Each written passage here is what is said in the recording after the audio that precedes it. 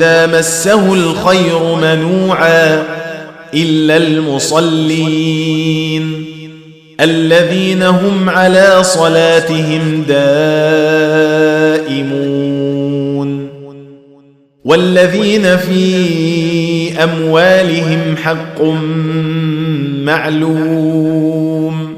للسائل والمحروم والذين يصدقون بيوم الدين والذين هم من عذاب ربهم مشفقون